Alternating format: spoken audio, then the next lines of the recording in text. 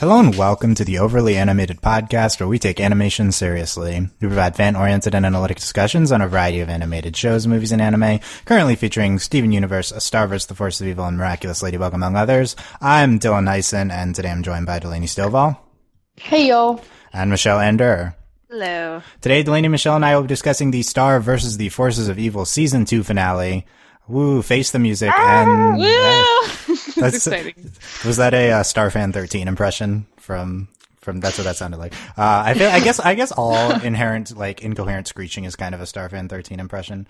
Because she just literally is. That's like all she does, yeah. Seriously. Face the Music and Starcrushed. Very excited to get into these two episodes. They aired this morning / today on Disney XD, Monday the 27th. And unfortunately, Star Season 2 is done. The Starbury is Starbury. Yeah.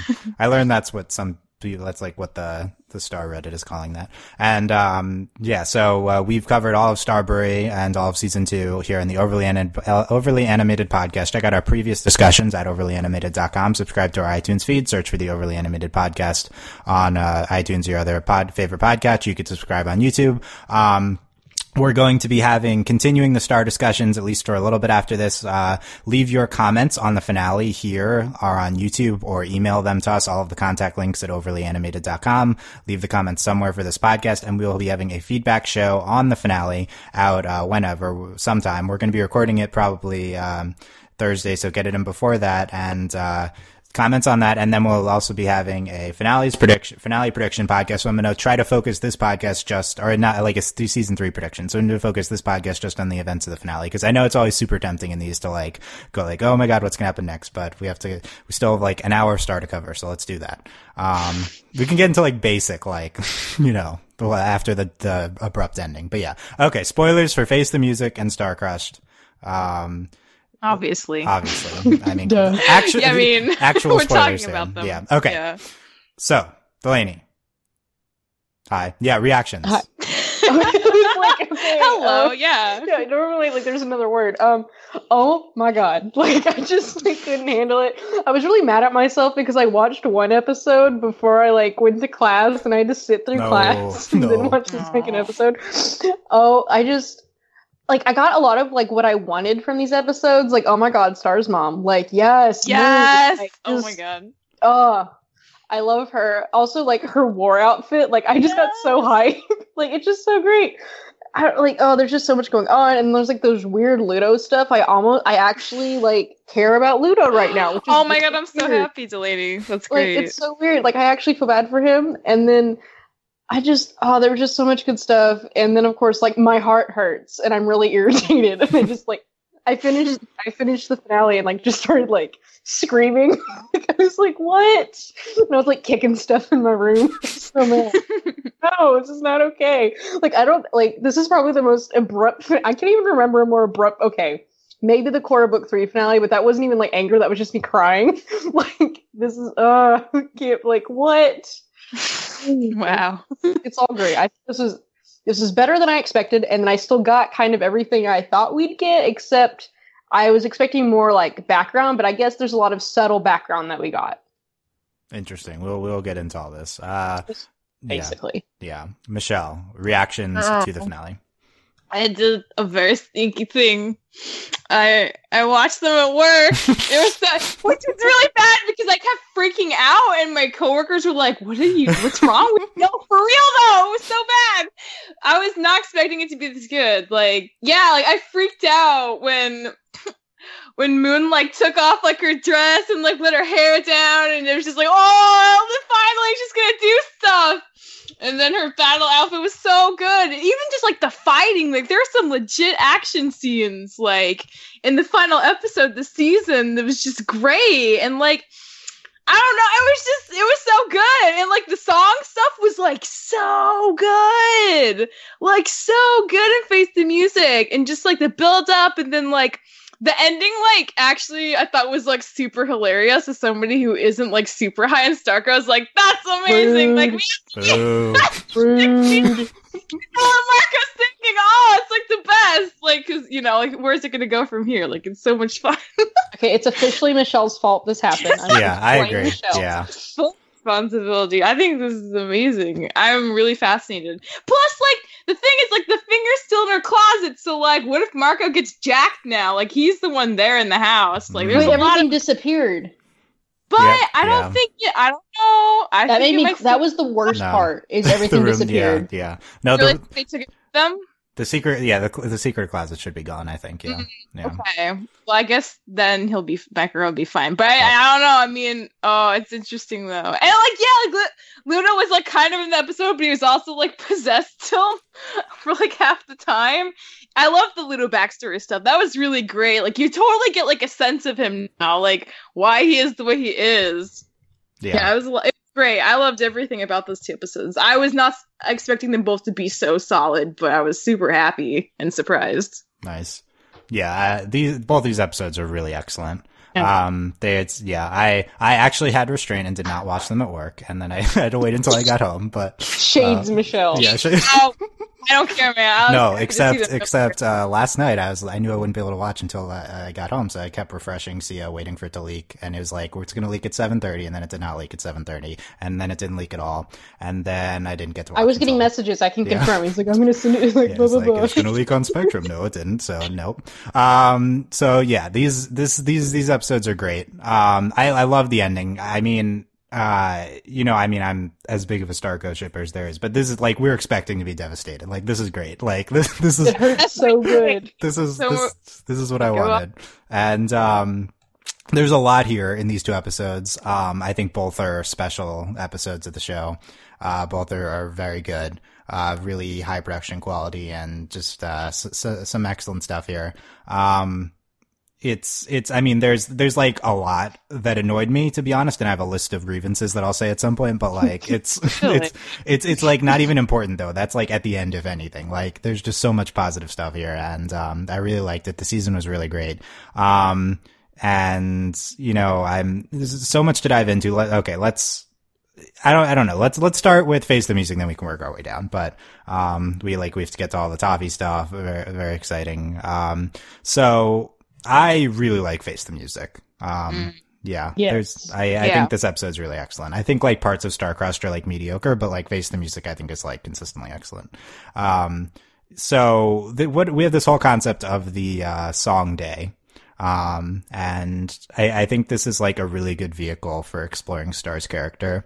And it's like, we don't really approach new territory here, but, just the entire like performance sequence, by, Patrick Stump, Fall Out Boy, lead singer, is really excellent. Oh, good. And, and just that entire like 2-3 minute performance, I really love it. And I love, how it like, exemplifies Evolves. Star's character. There's a lot of stuff here. So, okay. What do you think of the performance, Delaney? I think that's the highlight of the episode. Oh, well, duh. It was awesome. I like what you said, like the concept of it, like it was a really good vehicle. What I loved about it was that like we're tying it all back to Muni, which is like really important because like we've kind of like we know this, we know that all this stuff's going on, but then to finally tie it back to Muni.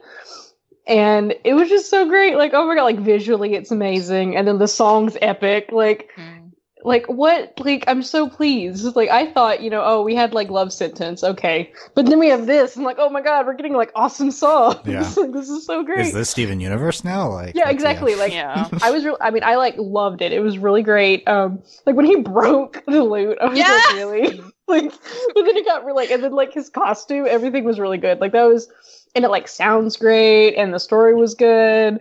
And then of course the last part of the song is like, I just like started like freaking out. I was like, no. Yeah, same. I was like, oh, I can't believe they're going there. Like, it was great. Like, I'm so glad. Like, I think, obviously it's like really like, I'm just glad it was literally Face the Music, and like normally that stuff irritates me, but I really appreciated it in this episode. Just all the build up, all of the going back and forth between like Star and the song, and like Star and her mom. Like, it was just solid. Like, the entire sequence was just incredible.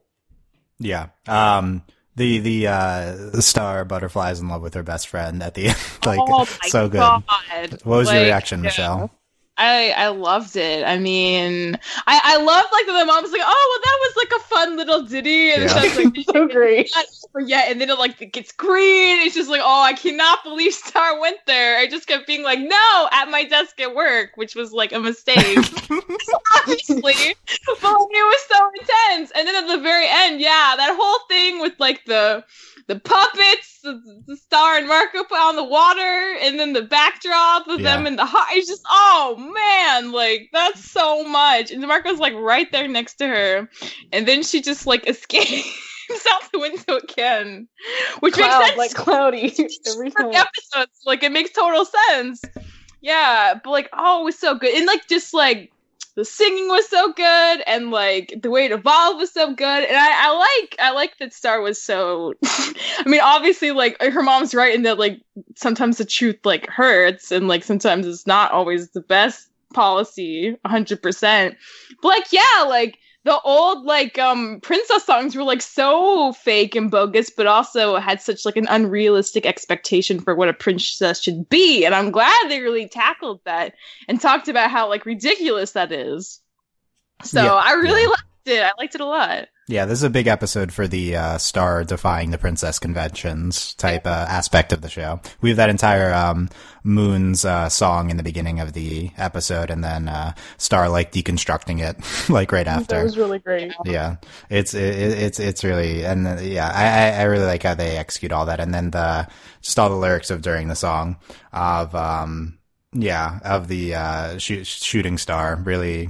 I mean, pretty simple stuff with the play on the Star, but and the Rebel Princess, Rebel, yeah, Rebel Princess, and we transitioning between the two, the forces of evil that lurk in the night. So we'll cower for in the shooting star. Nice, for shouting out the title of the show, which I have increasingly thought is a not accurate title for the show anymore, but we're including it in the finale, so I like that, and. Yeah, just the whole thing, just the big Starco moment at the end, and it's not even like the biggest Starco moment of the finale. It's so good. Let's talk about the Moon stuff, because that's like the B plot of the episode and a pretty big thing here. So Moon is this character who like we haven't really seen a lot of, I think, and this is like everything at once with yes. What do you think of how they did this, Delaney? Like kind of like saving this big exposition, this like prominent spotlight for Star's mom in the finale. I love it, especially because like we had the like, we're gonna handle it, and then like I also really liked how like. So, they reveal the secret, and, like, Moon is, like, low-key really mad, but then she's like, okay, never mind, we don't really have time for this. And then she just kind of, like, sucks it up in the go. But, like, I don't know, just all of it, like, I don't know, it's just the way she's portrayed, it's just, there's no doubt ever, there's this constant confidence, and they just, like, play it so straight, like, she's just, like, takes off her dress, she's in pants, she pulls her hair back, and then she's like, I'm on a horse, bye. And then like talking to like, I think what really shows her character, what I really enjoyed the most was like her interactions with like Ludo's family, and then with Ludo, and like Dennis. Dennis is precious, OMG, but it's just so great. Like just her interacting, and they did so much for her character in such a short period of time. And yeah, it would have been nice to like have things earlier, but the thing is, the way they played her is that she is like this very stiff, or at least we see her in the show how Star perceives her. And then now as things are starting to break down, we're seeing the real Moon, and it's just so great. Like she's awesome. Like she's so great. And she's very kind, and she's just like the coolest mom ever. Like, and then like the wicked magic, and just, I guess I'm getting a little bit ahead of myself, but I just loved it. I think they handled it really well. I thought the pacing with it was really good. It didn't really seem like rushed or odd. I think it felt very natural, which I think is very important for this, like, as we're kind of transitioning into like who Moon really is, and like as we'll start exploring Star and Moon's relationship, which I guess we'll talk about that more in Starcrushed, because like the final scene I think is like really telling. Yeah. Well, it's not the final scene, but it's like, right before it. And I just thought it was great. Yeah. Really, really well, like spaced out in the episode, really well handled. I had no idea Moon looked like this. I This don't know. version of her. I don't know if we seen this before. Like she looks completely different without all her royal getup on. We should check the mural to see how different she looks when she's defeating Toffee in that one. But it's probably closer to her garb there, to her normal Queenie garb than like her battle armor was. Yeah. Well, it's like her hair was up, and like honestly, this is really real. Like this, like, a hairstyle can really change how you look. I know, right? It totally made her more chill. Yeah. But what's really great about it is that this is a very great visual representation of like this kind of like queen persona, and then like who she really is, and like who she needs to be at times. And it's just like, and I think it ties in really well too in the beginning. Well, I guess more towards the. I'm getting a little bit mixed up from all everything happening. But yeah, and her with the armor, I think, is a really incredible scene too. Oh my god, it's so even good. with the pants though was just like so nice. Yes, where her in pants got me so excited. I know, right? Like the second she took that skirt off, it was like, oh, just like she's about to do some stuff. Yeah, that's how you knew she made business because she had pants. Yeah. Yeah, that's how you knew. Also, some great work from Grey Delisle as Grey Griffin as Moon. Also voice of Jackie. So great work as prominent two roles. Yeah, typical great Grey voice acting here, and it's this Moon journey here is really interesting with all of this, seeing the relation with the king, and like just seeing her like. This is the first, like, we saw a solo scene of them or like a few weeks ago. But just seeing her like, as what she would have been growing up, kind of like Star was, I guess, for the first time. Exactly. Yeah. It's like I feel like it's not that like she's like not being her true self as queen. It's just like she, as a queen, she has different like priorities, and like what she thinks she needs to be a good ruler is one thing, but like who she was when she was like Star's Age seems to be a very different kind of person, and that's what's so exciting, because she can still be that when she feels like she needs to, but it's not like her everyday go-to like action anymore. Which is really interesting. Well, it ties into what she said to Star at about like, you have to be like they don't want the truth, talking about the people of Muni. When Star like revealed everything. Yeah, so that could be something she and Star disagree on, and the Star like proves like isn't like going to be her way of ruling. But like it is really interesting to see her mom. Like her mom probably does have a lot of empathy for Star, despite the fact that she's so hard on her sometimes. Yeah, it's a lot of Moon next episode too, and so this journey she goes on here with we see Ludo's family. Interesting thing to introduce here. Ludo, apparently his dad is Lord Bruto. And, they're like actually royalty, I guess. Yeah, I don't know what they're like Lord King of the Monsters or something. I don't know. Oh, that's pretty legit though. I don't know if that's true. May or may not be true. And then they say like a various S at some point. I don't know. A various, like bird. Okay, so they're just bird. Okay, sure. Yeah, they're just bird. Lord Bruto Avarius. Yeah. And Lady, who we see more of. And then the name gag with all of the Luda brothers, and then Dennis was really good. Yeah. That was great. Yeah. Yeah. So what do you think of this concept of giving Ludo this backstory like this, and then the specifics of what Ludo's backstory is, Delaney? Well, it's interesting. It's not like, so we have this example, like obviously his dad seems awful, which we already knew that before, like the way he talked to Glossaric. So it's interesting framing, and I think timing of this, like it's how they did it, like the order that they did it is interesting. But it's like his mom seems fine, but like it's all odd and it's so off, and you kind of understand why Ludo is the way he is. But then also the way they talk about Ludo, like Ludo did this, and this, and you're also like, yeah, Ludo's not the best, but then it's all like, it's a weird sort of sympathy, which this is the typical, I think, villain sympathy. You kind of have like, I understand why you're terrible, but you're still terrible, and like it's not really like a lot of empathy. But yeah, it's really interesting, and of course, then if there's like when Moon's talking to Ludo and that like awful part, but I think it's definitely interesting, and I liked it. Like it was nice to see, and I'm curious to see if like we'll see more of it or not. Like I'm assuming Dennis is coming back, but it's, I don't know, like I liked it. I don't really know how much more there is. Like, I think we've seen enough Dennis, but it's not clear what the purpose of. I agree. Well, Michelle, I think you're higher on Luda. What was your reaction to seeing this backstory for him? I really liked it. I feel like it like added enough pieces to the puzzle for me to have like a pretty clear idea of who Ludo is and what his origins were.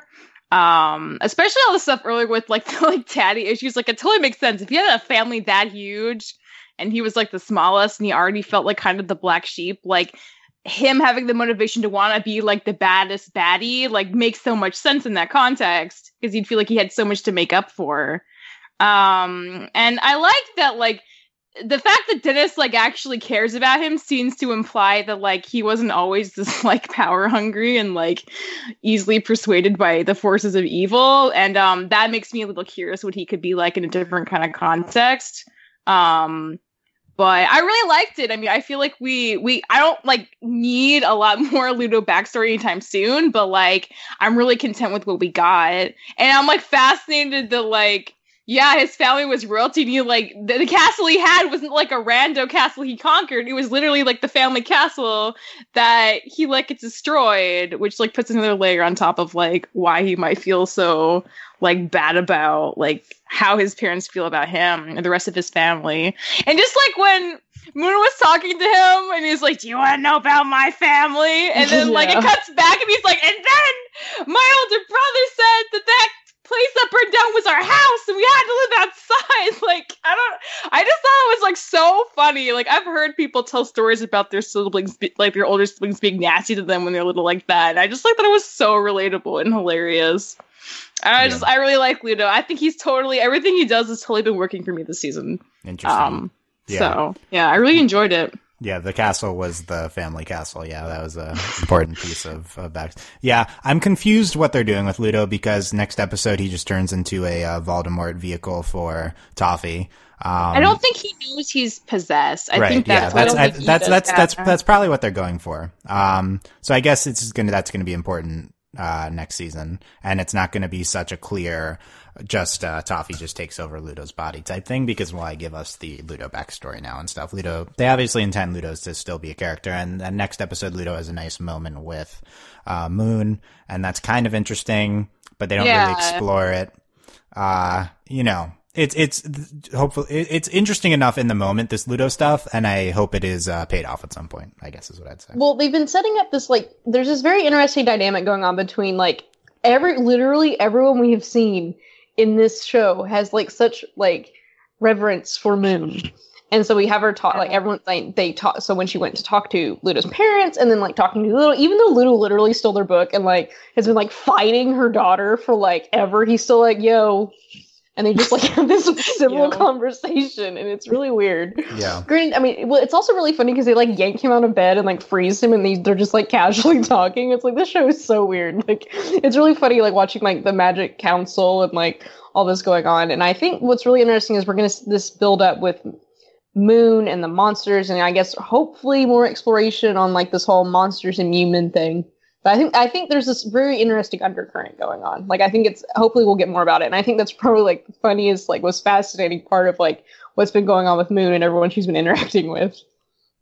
Yeah, yeah, we get more context, I think, too, for Moon's, like the power of Muni and Moon's power in relation to the Magic Commission, which seems to be, if she's not like a member, she's like on equal footing with them. I think we get the impression these two episodes. Yeah. Muni maybe seems like the hub of, like, as we speculated on, of magic. So the show isn't one to enumerate its mythology, but we get some more clues here to that type of thing. Yeah, and at the end of the episode, we get I like the town dialogue, the line lies but omitters. Yeah, I thought that was that's really good. Oh yeah. The commission is upset. They were there for some reason at the point. Oh, we didn't talk about the most important part of the episode is Star in her queen garb. Yes. I thought that was the most important part of the episode. Clearly, obviously. No, she was incredible. Yeah, and Marco in prince garb. And what was up with that? Yeah. They had to go trying to find, like, those shoulder pads apparently on Earth's really hard. Yeah. Mm-hmm. Yeah, they were talking about this in the live chat that I was watching before we started recording of the Marco and Starfan 13 on YouTube, the live chat. If you haven't seen those, they're interesting. Mostly just nonsense, but of Adam and Darren talking. But Star in Guimgar, Star and Marco in their royal garb was like hashtag Starco. Hashtag give us the fan obviously, art. Yeah. No, exactly. Hashtag fan art. Like, Give where us is it? the Give fan us art, hashtag yeah. Fan art. That's we need this. Where are our Disney princess prince like AUs right now? Like, where are they? Yeah, no. Of note, whoever in Muni who gave Marco the royal garb or whatever. I guess they had to look for the thing. I don't know. Marco has prince clothing at the ready, so the Starco is ready to happen. Basically. Yep. It's there prepared. You go. Yeah. The commission. I'm waiting for her dad to be like, yeah, I just thought like you just picked him already. Like, yeah, exactly. Yeah, that's this seems about right. Yep. Delaney's writing the fanfic already. Yeah. Yep. The commission, especially Hakapu, is super upset with Moon. Yeah. And then Star Cloudy's away. Yeah, it's great. Like hold that thought. Like it's really great. Like, it's so dumb. Yeah, then the episode's excellent. Okay, let's get into Starcrushed. So, the framing of this episode is a party at the Diaz's house, which you don't really get an explanation for. Yeah, the end of the year party. Right, it's for the end of the year. Like in their house. Yeah, of note, time progression on the show, it seems like they will not be freshmen anymore after they'll be sophomores next season. Yeah. Yes. So I guess they're closer to 15 now or something, yeah. It's very, this is a big sign, I think. We'll get into this more in our season 3 speculation. This is a big sign that they are intending to move in a slightly different direction with the show, actually moving time. Like, that's something they haven't done yet. So, things getting serious. Actual progression. Yeah. This end of the year party. Yeah, this is a very weird start to the episode, especially coming. It takes a really long time to like kind of get used to because like you're kind of like what? Like, it's like what is this? He's like looking at everyone eating, and it all feels like weird. And it's like, didn't the last episode just happen? Like, where is this timeline? It's like, is Star even there? Because Star there, off, yeah, right? Yeah. It's like, where's Star? That was She's still in the cloud. Yeah, that's an interesting choice to start it. The two. I mean, I think the two would play better not back to back, probably. Right. Even though they take place very like right after each other, they're not like directly time wise right after another. So we have I think we have some of our best Jarko. Shout out to Jarko. People complaining that I keep hearing complaints that not enough Star YouTubers ship Jarko, and I don't think you'll find Jarko shippers here, but we'll discuss the Jarko. How about that? And someone commented that, but I also have seen that elsewhere. That why do all the Star YouTubers ship Starco? Well, it's like because it's Starco. I mean, come on, but because duh. Yeah, because duh. But also, I do think they're like Marco and Jackie had like some really good interactions this episode. Like Jackie, Jarko's great. Like it's cute. It's just not Starco. Exactly. The show does not give it as much importance. Is also a thing. So like, there's less meat there to sink into. Right. I think that they give it more prominence here than they did in Just Friends. Yeah. This is the most prominence it's had. Well, I mean, come on. You have to remember Bon Bon. There's an entire subplot of them on a date. But, that's true. Yeah. Also, 95% of the fun of shipping is them not being together. So. Exactly. I can understand that. I disagree. Let's just put Starco happen next season, and then it can be their dating interactions. And I'd like. Okay. But yeah, the Jackie calling it a Marco moment.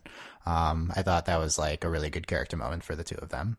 And then later, it's like it's like read my mind with Jackie. Oh, yeah. That was so weird. Why that's the type of weird Jackie thing. Wouldn't it be great if we could just read each other's minds? It saves so much time. Like, okay, but like, what?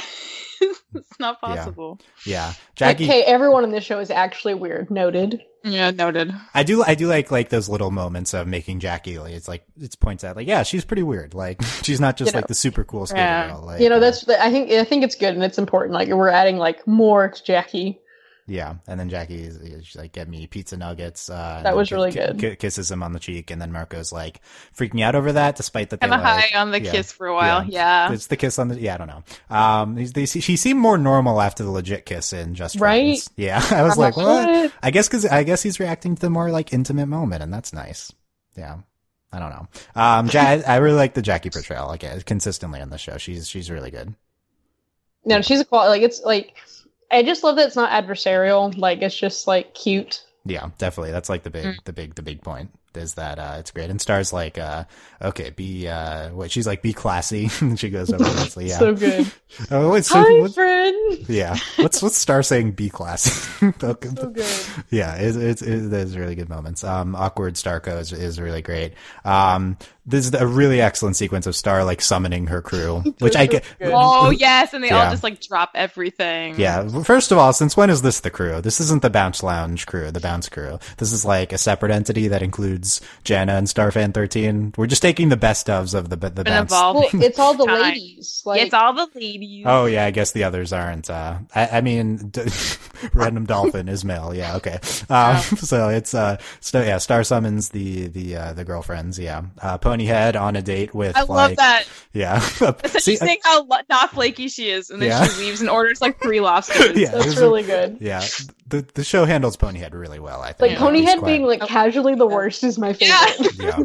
Yeah, it's great. Like everyone has that friend, and it's the best. Yeah. Like, what's that prestigious looking prince like doing on a date with Ponyhead? She's such a con artist. I love her. Yeah, it's really good. Jana just watching a horror movie alone. Jana Banana. Cute. Yeah. Very important bringing Jana. Jana only is Star's best friend for the most important episodes, I guess. Yes, when it matters. Yeah.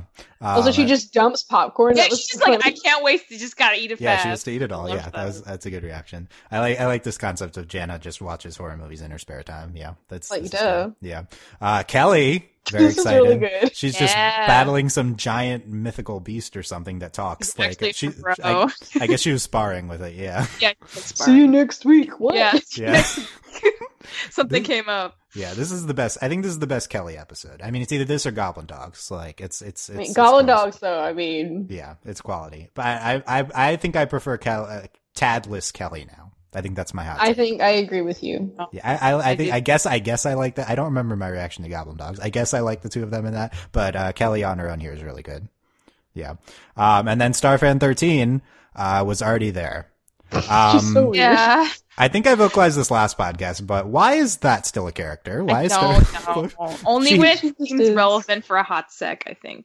Obviously Darren really likes her because like she like voices her and you know, but there's one excellent moment with her and the cats later in the episode. That's really good. Yeah. That was okay. That like justified her presence in the episode, but she does not make sense why Star would hang out with Starfan 13. I don't understand. Oh, okay. Let's be honest though. Like I love Star and she's great and she's a kind, gentle soul, but she's also full of herself. And of course she'd be friends with someone who thinks she's the best thing ever. Yeah, for real though. I guess that's true. Just her existence, I think, is questionable. Like, this is not a real. I need more backstory if this is going to be a continued character.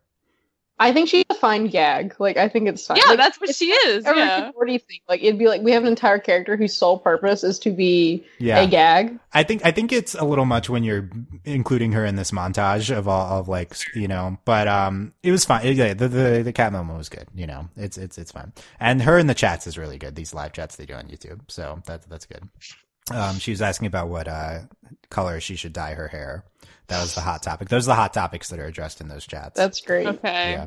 Yeah. They're asking Adam about what's Marco going to do after the finale, and Darren was like, let's move away from that topic and talk about what color I should dye my hair. Oh my god. Yeah, it's like okay.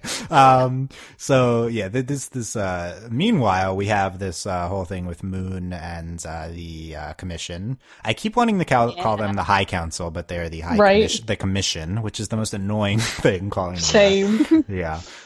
They invade Ludo's castle, which doesn't take much effort.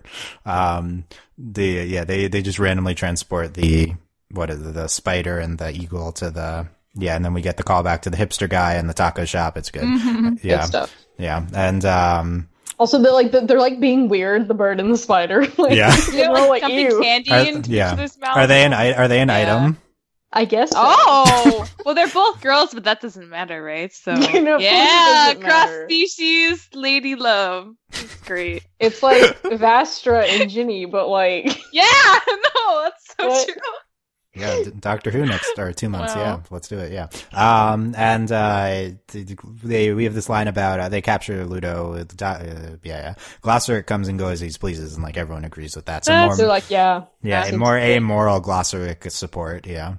The temple is apparently an ancient monster temple, which I feel like has some significance. But Coffee probably knew. Ludo had no clue. Yeah. Well, dead. And then we have this whole thing with Dennis misses you to Toffee, and it's a nice moment, and then it doesn't matter because he's taken over by Toffee, but it's still a nice moment. And then literally kills everybody. Yeah, like several times. Yeah.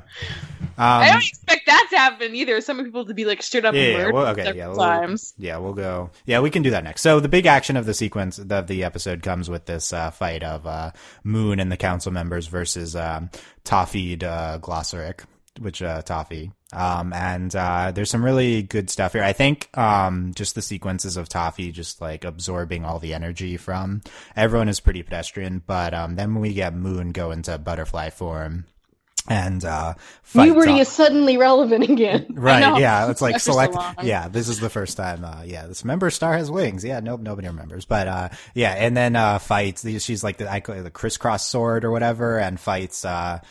Toffee is really excellent. Like it's like less. It's like 30 seconds, but it's really good. It's really cool. Yeah. I think that's one of the best battle sequences of the show for sure. We haven't seen Star battle a lot of monsters this season anyway, so that just made it even more nice to see after like kind of a long hiatus of that. Also, it's really showing like this potential of like magic because like Star's magic is awesome. Like she throws narwhals at people. That's awesome. But like this like is just epic. Like it's just like total fighting. Like it's just total like focused energy just gonna like destroy you. It just like literally collapses the whole temple. Like geez. Also like I was really like when they came back and she was dead, I was like no. Yeah. Like, freaking out the whole time. And I was like, the goat guy has to go over and save her, but he's gonna die. I'm really sad. Yeah, the goat guy. Yeah, and it's I guess they're more just like energy magic drained than dead, but that might be dead for these people. I don't know. Yeah, it's like that's. I guess they could be rejuvenated some other way, maybe. So I mean, Moon was very insistent about like. Also, this was like heartbreaking. Like she like opens the portal and she's like carrying their bodies, right? Like, yeah, and pushes them through the portal. So like, hopefully she can rejuvenate them. But then also, there's also that like respect. Like she's like she wants to bury the dead if she has to. Yeah. I think they'll come back. I guess all she needs to do is revive the council. Councilman? Yeah, Chancellor. Yeah, because he has Goatman. Yeah, Goatman. Who that is? Just Goatman. Yeah, he has magic healing powers and can bring everyone back. That was cool. So I don't really care that much about this stuff, but I know some people do, so I'll vocalize this. It's a little bit unsatisfying to see Toffee go from like 0 to 100. We're introducing these council members like pretty particularly, like okay, these are the most powerful magic beings in the universe besides Klausric, and then Toffee just like one shots all of them. I would have liked to have seen more of a rise of Toffee from like dead to the most powerful being in the universe, but it just seems like he's already the most powerful being in the universe with like no build up. I agree with you, but then I also think like because for me I was like no, like keep your hands off Moon, no. And then granted that was also satisfying watching Moon and Toffee fight, and also like that importance of like Moon like has injured him. But then also I think this is important, like this gives a lot more urgency to like, we have to go, you have to come back to Muni when she goes and gets Star. And like, I think that urgency, like, I think that makes a lot more sense. Like, cause back, in season 1, it was like, okay, yeah, Toffee's bad, but like, it wasn't like the worst thing ever. Like, now I'm actually like high-key afraid of like everything that's about to happen. Like, I'm like really nervous.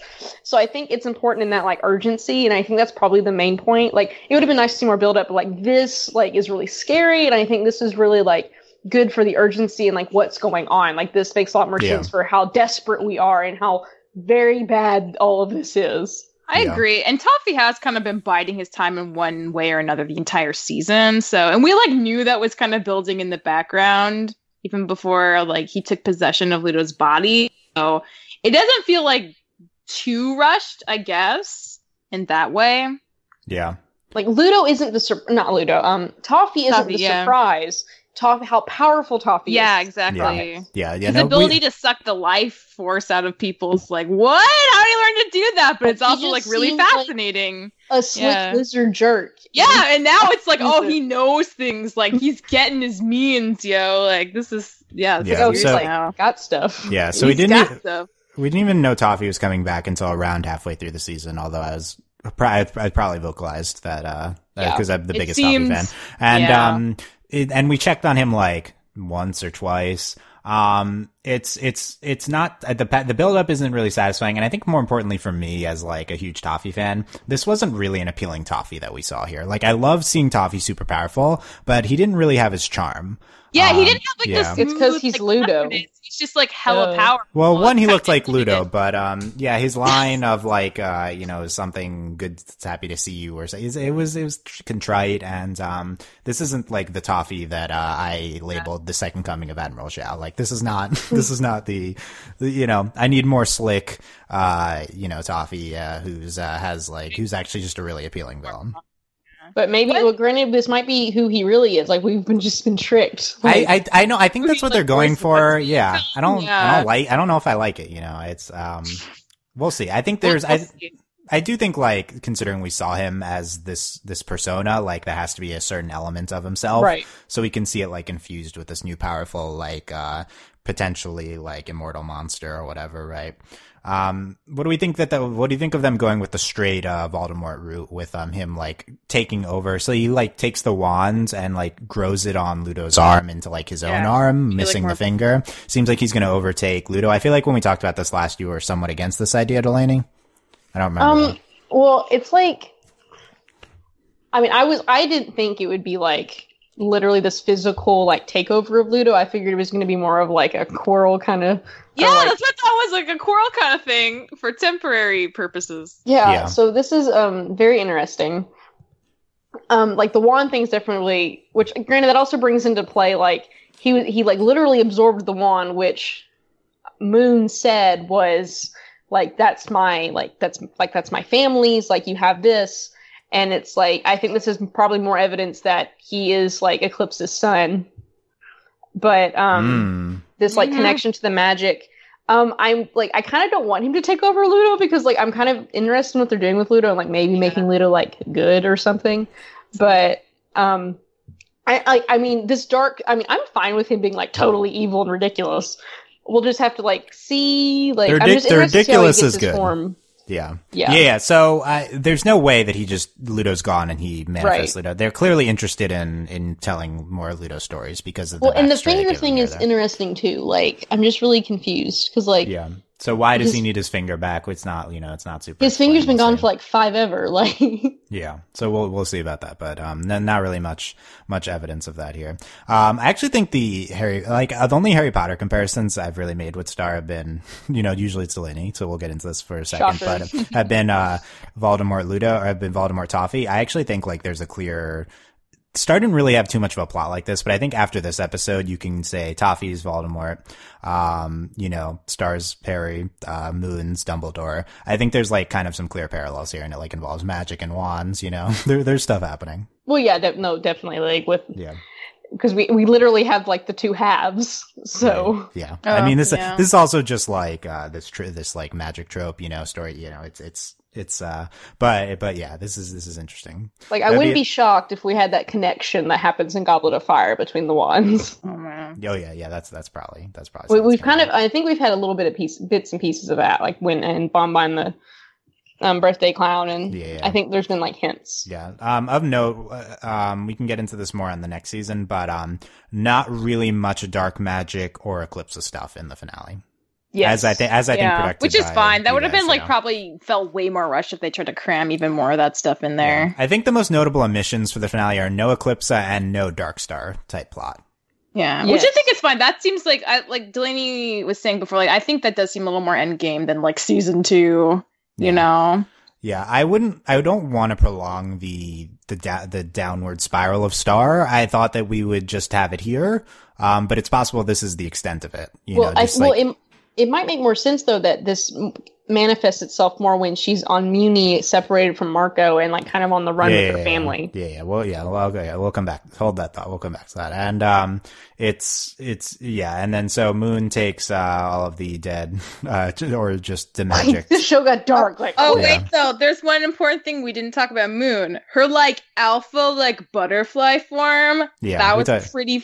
We did. We talked about that. Yeah, we talked about that. Yeah, no, it was cool though. No, it was talk about it again. Like we've talked about, like, because like when in Muberty, like when Star finally got her like little wings, you're like, when is that going to be relevant? I guess like that's when it'll be relevant, when she's like older and she can unleash her like alpha butterfly like battle. Like that's gonna be so cool. Battle like butterfly. Star with 6 arms and like there's I've like totally like tripped up. Like that's gonna be so cool. Like I love that that's like a hereditary like trait of either like the royal family or maybe all Muberty people, like humans. Like maybe that's like a thing. Like I don't know. Like this butterfly thing. I'm so into it though. Yeah, it's so cool. Already a lot of Muberty Star fan art. Hopefully, a lot more now in like battle form. Yeah, looking for the fan art for this. Yeah, the moon. The butterfly form is a big highlight of the episode. I think. Yeah, I just feel like Moon is like definitely. I think Moon is probably like. I mean, aside from Starco, and Star always, but I do think probably the surprise, like, kind of best thing about the collective finale. Yeah, no, I totally agree with that. Yeah. I mean, she's certainly super prominent, and that was very surprising. More on that later, I guess. But she grabs all the Count's people, portals away, and then Toffee's like, "Tell Star I'm coming for my finger." Okay, Toffee. Okay, all right. What is? That's kind of why are you singling out Star? I guess because Star killed him. I guess that's why. But it's so weird. It's also like Ludo. Like everyone's like, "Yeah, Moon, you're really cool. We're not going to mess with you." But it's like, "Oh, we're going to come kill your daughter, though." It's like, why? I think because he knows that's like the thing that could scare Moon the most. You know, if he goes after her daughter, like that's pretty terrifying. Like even if he's still intimidated a little by her, like that's like the ultimate threat in a way. You know. Or maybe it's like literally everyone in the flippin' universe knows Star is like the most powerful being ever, except Star. That could also be true. Yeah, so maybe Toffee's like fascinated with her like magic capabilities. Right? It's kind of like it's literally like Voldemort Harry. Like which is more Voldemort Harry. Yeah, I'm all for Toffee being a Voldemort figure. I just like Voldemort like has his charm too, and I feel like I feel like Toffee needs to stay himself. You know, like even as he becomes this powerful figure. Where's his cool lizard body? Right. Yeah, needs more of that. So yeah, okay. Back to Star. Okay, so back to Star and the crew. We have this great scene of Star like denying her feelings to her friends, and Ponyhead's like, that was you though. Yeah. Ponyhead's like, and then Starfan 13 is just having Starco shipping reactions the entire episode. I was like, I thought you loved Star though, but I guess she loves Star and ships Starco, much like all of us. Yeah. I feel like if you love Star, you have to ship Starco. Yeah, no, that's how it works. I think. That's not true though. I mean, all of us who ship Starco also love Star, so it's both. So so it's her reactions are really good. So we had Ponyhead doing that, and then we had really good friend Jana being like, "We believe you," and then that was good. That was a really good scene. It was really sweet. Like it was like it was kind of like subversive in the whole like they're not trying to like force her or like talk her into it. They're just being like supportive. Yeah, I do really like how this episode handles Star denying her feelings because we address it. It's like it doesn't drag it out too long. We have like all applications of it. We have it here with her friends, then here to Marco, and then it's rectified at not really rectified, but it's the other side is brought up at the end. Culminates, yeah. Yeah, culminates, yeah. So they go to a bad kids party. Another weird vehicle for this episode. They're on the roof. What? Gotta take her mind off stuff. Yeah. Burning things. Yeah, Jana burning things was great. She was so happy. I love that. Pyro Jana's great. Star wasn't feeling it, which I actually really liked that she just wasn't feeling the party. And then Oscar. Okay, here's the worst part of the episode. What the heck did they do to Oscar? Oscar's like much less like. Yeah, he's so like weird and lame now. Yeah. So I appreciate what the Oscar scenes do for the episode in terms of like as a vehicle for exploring this like Star. Okay, I'll just get over Marco. I'll just be with Oscar all summer type of thing. And like they really apply it well at the end with her talking to her mom. And like I guess I'll choose to like to like Oscar now. I love that, and I love this as a vehicle for Star's character. That being said, the scene with Oscar playing his whatever his thing was really bad. It's awkward. I do think I think the most important scene with Oscar though is with Star. Like, when he's like, do you think it'll go to Mars? And then Star Like this was, I really like this exchange. Like this to me is like, this is like not the moment, but it's definitely like one of the best moments displaying how much Star has changed from season 1, how much she's matured, and like she's really growing into like who like she's going to be, and it's so great. Like my child's growing up, it's awesome. And season 1 was like, you know, this kind of like just obsession with Oscar, and like it was just childish kind of, and didn't make a lot of sense, and like she just liked like how weird he was. And, like, you know, she was just kind of like it's kind of like all of this night, like, everything that was, like, naive about Star when she came to Earth. And then we have this, and she's like, Mars is really far away. Yeah. Like, so, like, I just loved that. It was a really simple scene, and it just spoke so much. Yeah, it was, I think the show isn't necessarily subtle. I think this is some of the best subtle storytelling the show's done. I saw it from another angle too. I saw this as a really good Starco scene. Yeah, exactly. Yeah. Like juxtaposed to Marco being outside and also like kind of like a little off and not wanting to join in on everything. I think so. Let's read that exchange another way. It's about Star maturing. Also, he's like, it's going to go to Mars, and Star's like, what are you talking about? No, like I feel like that's like such a Marco reaction to that. No, it's like Star like was Marco. Like she was acting like yeah, she's like why are you telling me this stupid thing? You're not Marco. Like, exactly, that's what I thought. It's like, Marco would never say something like that. I like, what she was missing. You know, I like Marco who's like smart and knows what he's talking about type of thing. Like that was, I really loved, that was like some of the best Starco storytelling they've done in my MO and just in general. So that exchange was really good. I don't know, all this, there's a bunch of Oscar stuff. It's fine. Yeah. Sparkle Kitten Fireworks Shower. That was a good one. Yeah. That was really great. Yeah, it got us Starfan 13 with the cats. We have this exchange with the police, which there's kind of a lot. Yeah, why was he like so upset? It makes no sense to me. No, I love that they did this in 15 seconds. Like that's the best part. Like it was like I've never read a book in my life. That was really good. Yeah, you guys better be having a study group. It's a really funny exchange. It didn't like, I don't know why this episode needs like that type of thing or to be on this rooftop like party or anything like that, but yeah, I did like the exchange. And yeah, she's like, okay, I'll spend my summer with Oscar. Yeah. And he's like, Mango. And yeah, Mango. Yeah, I like that. Yeah. Where's your buddy Mango? His voice sounded different to me. I don't know if he's always sounded that like dumb. Way older and like not very interesting to me. Yeah. We'll need to check the tape on that, but, he didn't, we'll compare. He didn't sound, pretty, just his design now and the voice. Yeah. His eyes were like ridiculous. So big and like kind of creepy and dead looking. Yeah. Yeah, I agree. Yeah. We talked about the Jarko stuff. Marco with his dad is a great scene too. It's so good. Yeah. I love Marco's parents. I think this is the best. Yeah. So ridiculous. I think this is the best Marco's dad scene in the show. Like this is where's your partner in crime? And Star. Yeah, that was the typical great exchange. And he's like, what could be weird? Two teenagers sharing a home. Yeah. One boy, one girl. Okay. Yeah. It's so good. Like, finally the show lampshading the fact that they live together, and that's weird. Yeah, but it's great. It's good. Yeah, that line, you know, annoyingly heteronormative, but it was really funny. So like, also the time where he's like baking the pizza things, he's like, "Welcome to the world," or whatever. Yeah, welcome. Yeah, it was so funny. And then he's like, "Get out." I have to make more. Yeah, like a secret recipe or something. Yeah, big props to whoever storyboarded that. There's like a bunch of storyboard artists listed for each of the episodes, so it's hard to tell who did what. But that scene was really excellently storyboarded. Just the quirk of "Welcome to the World" when he opens the oven is really funny. Yeah. That's the thing about this episode. It has a lot of small moments like that really come together. Talked about all of the plot stuff. So the end of the episode, the important stuff.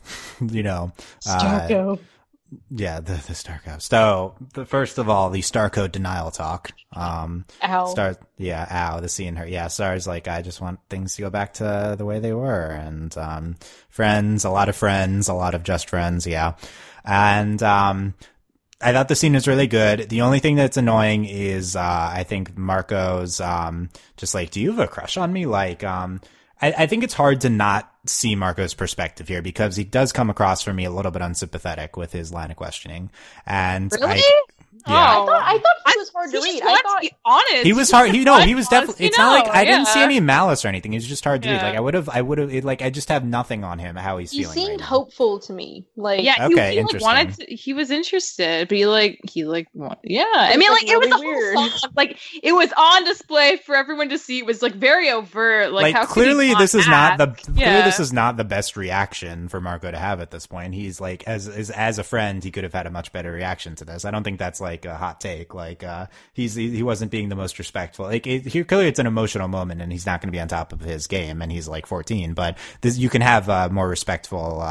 Reaction. I'm going to disagree with you because in the entirety of media and how this plays out, this is probably the best representation. This is the most mature way to handle the situation. Of like these like friends, and like they were like when he was like, yeah, no, I was definitely avoiding you. Like they were actually talking about it, and they were like, yeah, no, we were both doing this. We were both kind of acting silly, and no, we just want to be friends. And like there was no blaming. Like it wasn't like, oh, this is your fault. They're just joking. And I think it was like, especially considering how it's normally portrayed in media, and considering the reality of the situation, like I think it was done really well. And I do think Marco was like, he seemed hopeful to me, and I don't think he would interesting. Because he pressed it. Yeah, she's like, oh no, it's fine. He's like, but that's like, the really like that's the super Starco read into it. Yeah, no, I agree. I love that aspect of it, that they just be a little open.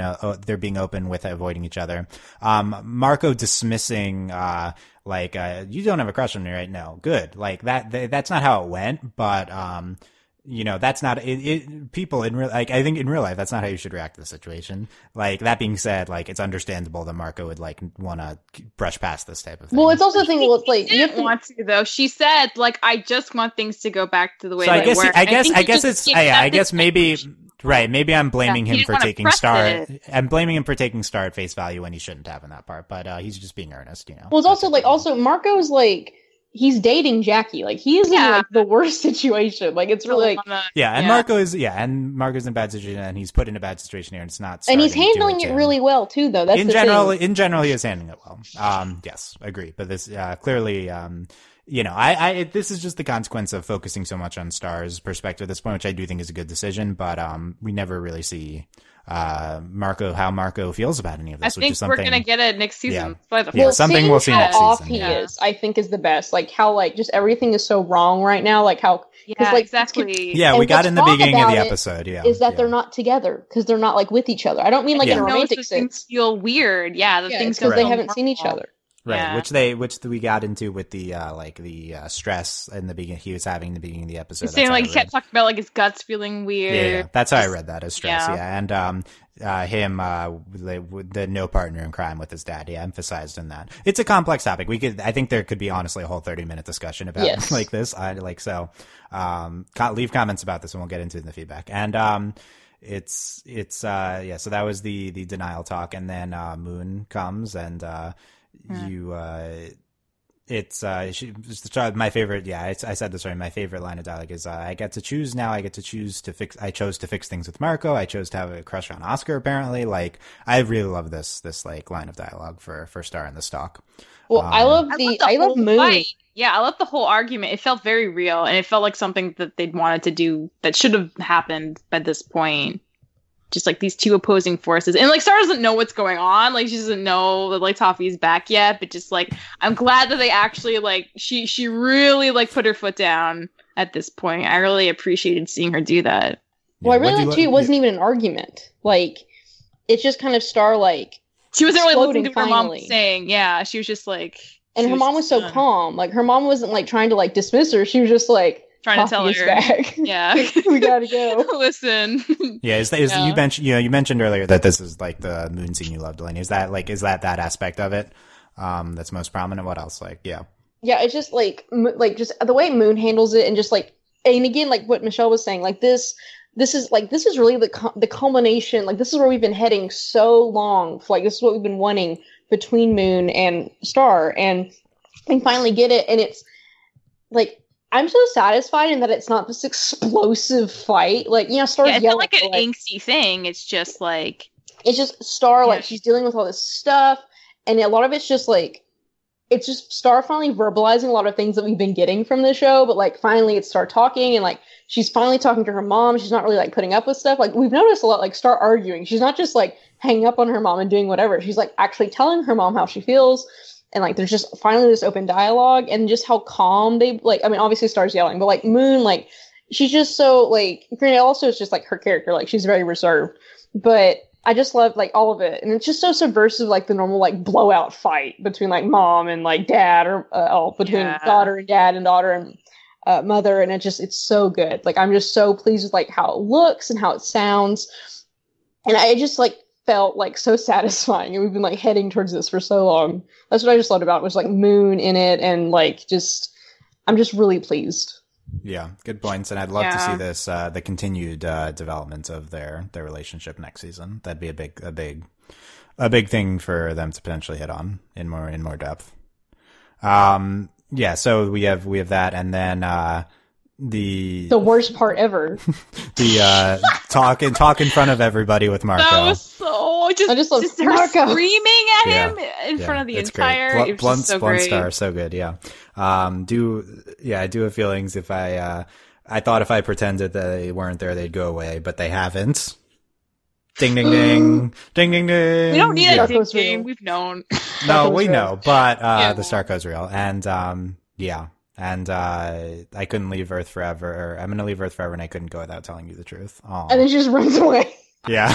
That's what you're doing. And she's like crying, and I'm like, Yeah. Why do so they? mad. Okay, why do they portal away so fast? Marco's like right on their tail, and he misses Give me them. 2 minutes, so she just had to be really quick. It's so.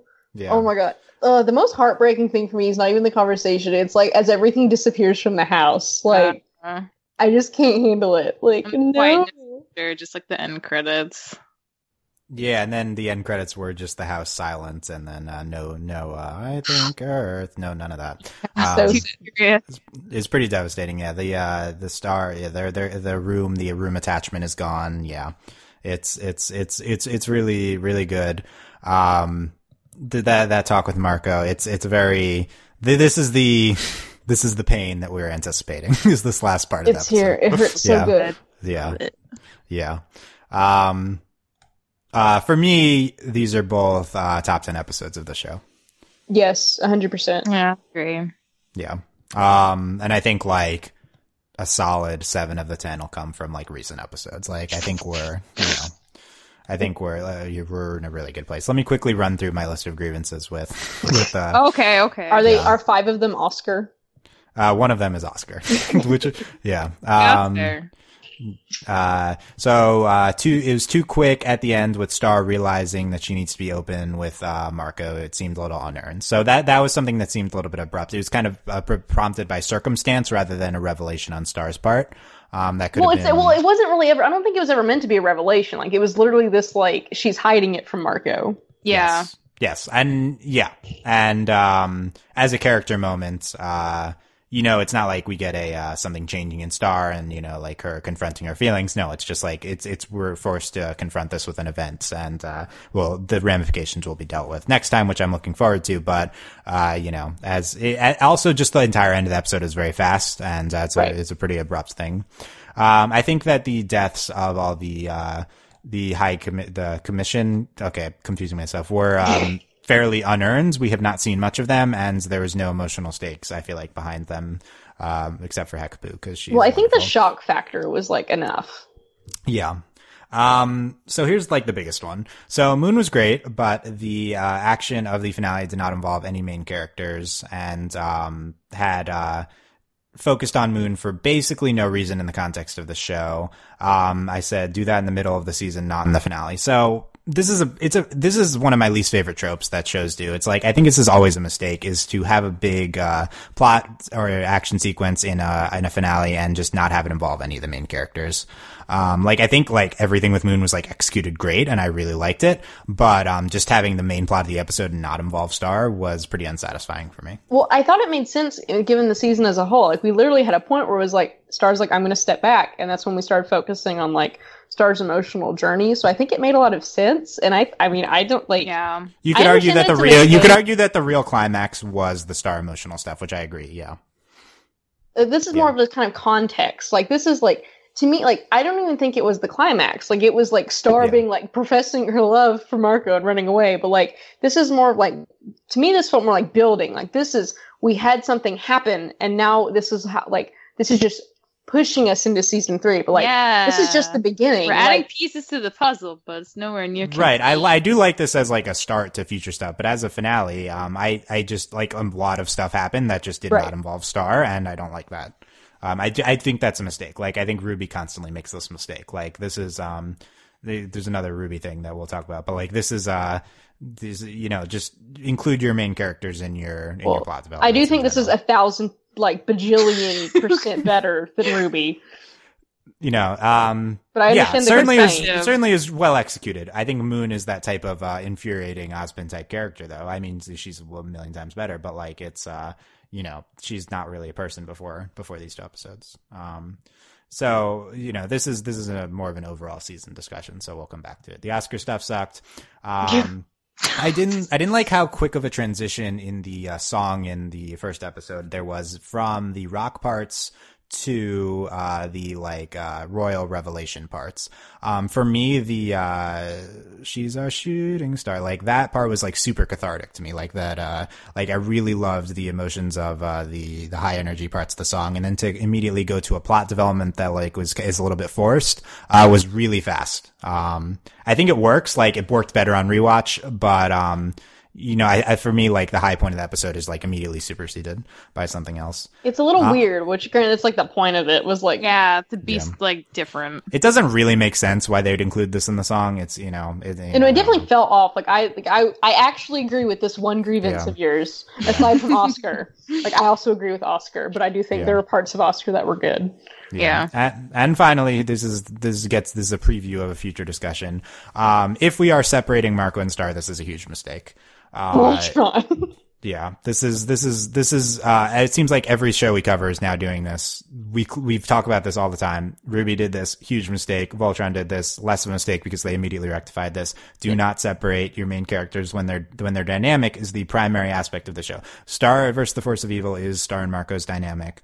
Not even talking about like shipping Stark or whatever. This is Star and Marco interacting. If this next season is them apart, that's like, you just don't put yourself in a plot position where that's going to happen. Well, I think it's a good thing to do when you act like, I trust this show to handle this well. Like, Ruby, no. Like, no, hands off, go away. But, and Voltron handled it well. Granted, Voltron's different because it's a team and like, they're not even people. But, I think this is really good for Star and Marco, especially because we pointed out, like, they were very careful to point out that they're always together.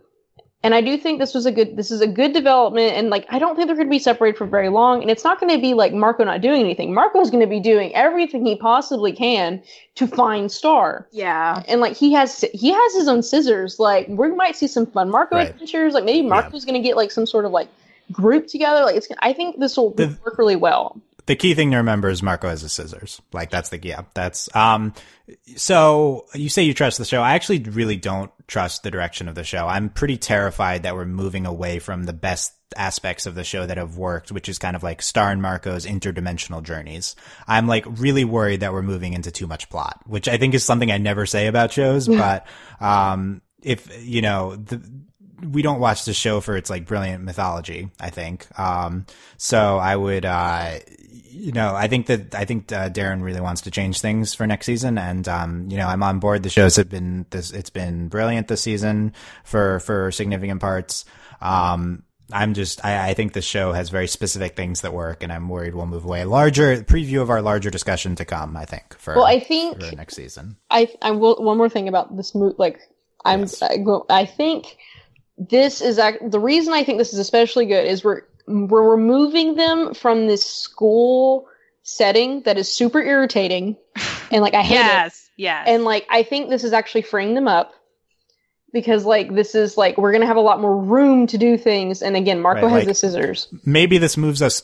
Like, I'm saying, I don't want to. We're moving too far away from Rick and Morty, is what I'm saying. And Delaney's saying maybe we're actually moving closer to Rick and Morty, which I would love, right? Yeah, like, that's what I think we're doing. Yeah. Granted, I think we're going to be we have a lot of plot stuff we're going to do, but it's not going to be plot 24/7. And I'm sure I'm interested to see what kind of trouble Star gets up to, like in Muni or like what. Yeah, like what's she gonna do? Yeah, Rick and Morty is actually like this season of Star. It has plot in the first and last episodes, and the rest isn't really related. I'm worried Star is moving towards more of a, for the first time I think ever, I don't want a show to have too much continuous plot. Like I'm worried. Like I think that would be great if Star could have that and would be excellent. You know, I am worried that would move us away from the parts that work of this. Anyway, this is a larger discussion. We will get into this in our upcoming podcast on speculation about season 3, which I think will actually not be that long. I think that it will be summer. Or early fall. They kept focusing on summer, like right. So if they're airing, well, you're hearing things in the show. It would make sense if they aired this, like depending on how much, like, will we have a time skip? Like that's the type of things we'll talk about. Like a year ago, Darren tweeted that they ordered season 2 and 3 at the same time, so they'd be less of a wait between seasons. So yes. July around then seems like a oh god, Star and Summer of Steven at the same time. Oh yeah, that would. Yeah. Well, it would. It's like the dream and the nightmare. Yeah, it'd probably just be weekly, but who knows? Maybe they'd bomb it like with Disney here. Throws up. Yeah. We would. Yeah, we have no way of covering that. But yeah, okay. So, okay. Upcoming a feedback show. I don't know when it'll come out, but get your feedback in the next few days. You can leave comments. So I got comments from Steve, Alex, and I saw that. Yeah, and Andy, I think, posted in the Patreon group. We'll cover all comments in the feedback show. So no Steve comments. We'll cover everything in the feedback show. So we love you, comments but for not that. today. Yeah. But well, next time, yeah. And get in that. And also, if you have theories about season 3, you can talk about those, and we'll either cover those in the feedback show or on the theories podcast. And also let us know if your other Star roundtable discussions. I'd like to just have somewhat regular Star discussions to get into any sort of topics you want to dive deeper into. Should we have a Jarko specialty podcast? Should we have a Markapoo podcast? Like we can do that. Yeah. We could probably do a podcast, just like another podcast on Running with Scissors. Yeah, we could do I would be up for that. I really want to rewatch that scene in that again, to be honest. And and we should probably have a rankings episode rank. You know, we could get into a lot of stuff here. And like Rick and Morty and Star, like unpacked. Yeah, like compare and contrast. Yeah, let's do that. So a lot of topics. Rick and Morty people to watch Star. Yeah, no, seriously though, Rick. Yeah, if you watch Rick and Morty, you should watch Star. Not that that's directed at anyone over an hour into a Star podcast, but yeah. And so let us know comments and let us know what you thought of the finale. Very exciting stuff. And comments and subscribe to us. Check us out at patreon.com/overlyanimated. Thank you very much to all of our patrons, especially our patron of the podcast, Ryan, aka Brian. Thank you very much, Ryan, for your continued support as always. And upcoming podcasts, Steven Universe, one more episode regular, and then we're getting into a bunch of topic discussions. There's actually a Powerpuff Girls episode, so we'll talk about that. That's it. Last things, guys. Just yes, and I hurt and all, like, everywhere, and it's all good. Yeah. Basically. Yeah. My last thing is what? She's a rebel princess. She's oh my god. The best. She's a ball of lightning in a hot pink dress. Yeah. She's a thunderstorm. Okay, that's enough. Yeah, that was my fave. Okay. Next on Overly Animated, we have our sing-along. Yeah, no, we could do a Star karaoke at this point. There's enough songs, so we could do it. Yeah. But more songs. That's on this. We'll talk about that in our season 3 preview. So thank you guys very much for listening, and we will see you next time. Bye. Bye.